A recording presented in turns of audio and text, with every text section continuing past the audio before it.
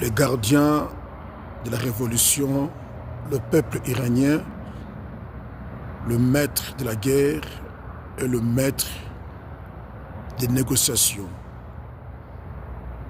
On se rappelle, les experts le disent aussi, que des Iraniens traditionnellement sont des négociateurs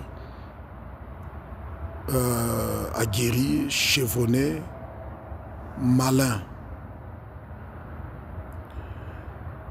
Du cessez-le-feu à la suspension aujourd'hui par Donald Trump de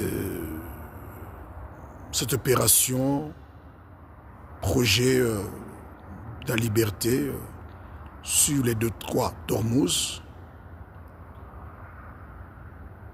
Mon tant que chercheur, je fais des analyses, je suis allé en profondeur, associé à des manuscrits bibliques. J'affirme, je confirme que les Iraniens sont des négociateurs malins. Ils sont maîtres de la guerre actuelle en Iran. Ils sont maîtres des négociations.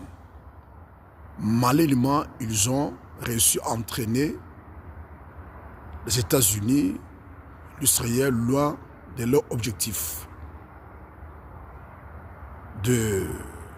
d'éradiquer le régime iranien, de détruire des missiles balistiques, de leur empêcher de soutenir des proxys, leurs proxys, Hezbollah, Hamas et les autres. Pourquoi je dis que les Iraniens sont maîtres de la guerre, sont maîtres des négociations? Parce que les objectifs des Américains, des Israéliens, étaient de bombarder Téhéran, de faire chuter le régime iranien et par la suite, tout allait s'effondrer, le missile balistique, le programme nucléaire, le soutien aux proxys. Alors, malgré qu'ils sont, les gardiens de la révolution ont entraîné, ont dévié les États-Unis, l'Israël vers un autre terrain, le détroit d'Ormuz. Les Américains se sont emballés, la guerre s'est déplacée de Téhéran au détroit d'Ormuz. Et c'est là qu'ils ont asphyxié les Israéliens et les Américains.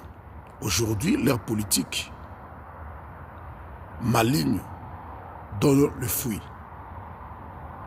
Vous voyez, ils ont déplacé le terrain de guerre de l'Iran au détroit d'Ormuz. C'était le piège. Et